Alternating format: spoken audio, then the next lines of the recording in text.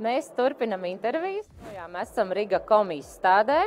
Un pie manis šeit ir inovācijas stenda dalībnieks, Factory DB pārstāvis Nils Terbets. Jā, pareizi. Jā. Lūk, un Nils pastāstīs, kādēļ vispār ir tapis šāds uzņēmums, ar ko jūs nodarbojaties Factory DB, un pēc tam arī, protams, kādi ir lielie nākotnes plāni. Tad droši vien, lai to varētu pastāstīt, ir jāsāk ar pašu sākumu. Mums nevienam īsti nav pieredzes startup vidē darbojoties, izņemot mums nesen Daniels bija pienācis klāt komandai, bet tad viss sākās ar manu vecāko brāli, un es viņam pašreiz no galvenajiem palīgiem visos jautājumos. Es saprotu, jūs esat Latvijas uzņēmuma Latvijas atzara galvenais vadītājs. Tā es varētu varbūt sev devēt, bet mums tā visā notiek demokrātiski. Mums nav viens, kurš galvenais un par visiem atbild.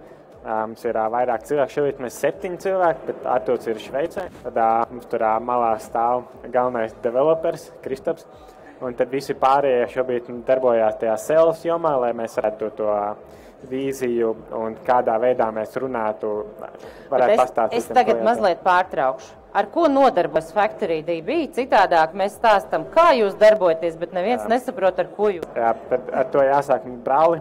Kad viņš Šveicē kā vecākais automatizācijas inženieris, tur vairāk gadu darbojoties, ieraudzīja, ka tur ir viena milzīga problēma, kad farmācijas ražošanas industrijā viņi vairāk kā 10 gadus atpaliek no citām industrijām tieši informācijas datu analīzes jomā, kad vispār datiem ļoti maz ko dara.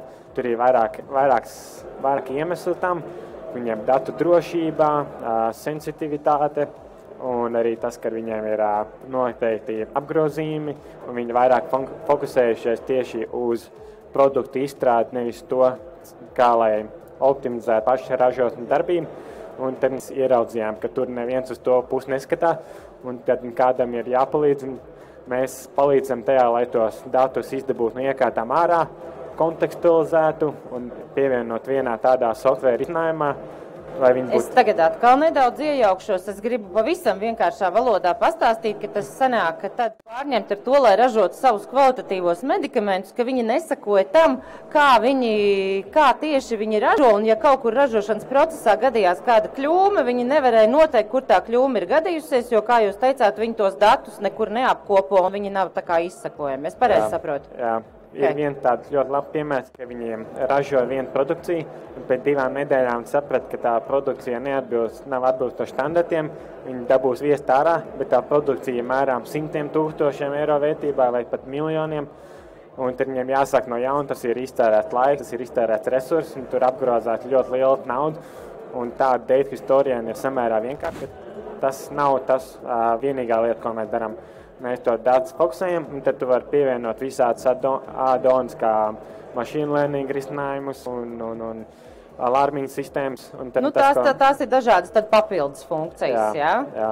Tad tas, ko mēs darām, mēs viņiem palīdzējam, sagatavojam to datus, lai pagaidām viņi nav lasām. Sagatavojam to datus, lai viņi būtu lasām, un tajā software risinājumā lai viņi varētu vispār sākt pievienot tās add-ons.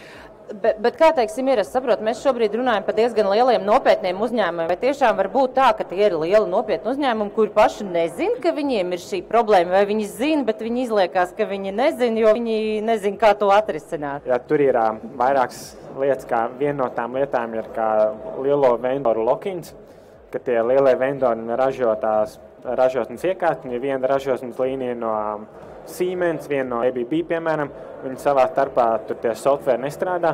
Nebija īsti neviens tāds uzņēmums, kur tieši tajā farmācijas sektorā darbojās un kaut ko tādu piedāvā, bet šobrīd jau mēs bijām vienā pasākumā Glasgowā, kur runājām arī ar tādiem lieliem uzņēmumiem kā AstraZeneca un tam līdzīgi.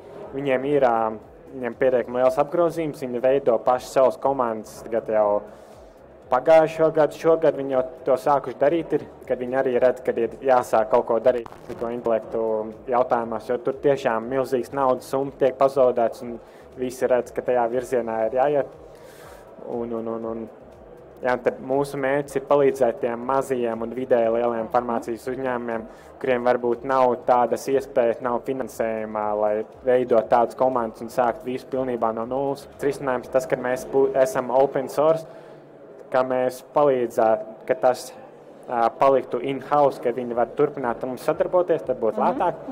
Bet viņi var algot pēc tam savus programmētājus un inženierus, kas viņiem pašiem in-house specifiskus rūpnīcām addons būvēt. Nu, būtībā sanāk, kad jūs piedāvājat risinājumu, ar ko viņi paši var turpināt strādāt, un pateicoties šim risinājumam, viņi vienkārši ietaupīs uz līdzekļiem, ko viņi iepriekš pazaudēja dēļ ražošanas kļūmēm, ko viņi nespēja vispār identificēt. Jā. Ļoti labs variants, vai ne? Nu, kādi būtu jūsu tuvākie plāni un tad tie tālie lielie plāni jūsu uzņēmumam? Tuvākie plāni tādi, ka mēs meklējam Latvijā varbūt kādu, kad šobrīd mums ir Artūrs, mūsu galvenais uzņēmuma radītājs, viņš atrodas Šveicē, viņš Šveicē pārsvarā darbojās, bet būtu ļoti labi atrast arī kādus uzņēmumus, kas arī Latvijā būtu ieinteresēti šādos risinājumos, un lai mēs varētu atvērt šo tirgu, varētu arī Latvijā darboties. Tas būtu tāds īstermiņa primārais mērķis. Bet ilgtermiņa mērķis būtu ielausties tajā farmācijas ražošanas industrijā, jo tā ir tāda ļoti slēgta nozara. Viņš to nevar sasniegt caur LinkedIn, caur e-pastiem uz uzņēmumu. Tu nevari sasniegt. Vienīgais veids, kā tu viņu var sasniegt, kā Riga.com, bet arī ārzemēs. Šie ir vienīgie tādi pasākumi, kur viņi ir uz vietas, un tad uzreiz viens pat viens var runāt, un tad uzreiz viņi saprot, kas notiek. Nu, mums atliek cerēt, ka mūs ir dzirdējuši visi Latvijas farmācijas ražotāji. Riga.com vēl nav beidzies. Vismaz viens jauns klients pie jums pienāk, un varbūt, ka nākamgad jums jau būs pavisam cits jauns produkts. Liels paldies Factory DB Nilam. Nāciet apmeklējiet mūsu inovācijas standā. Paldies!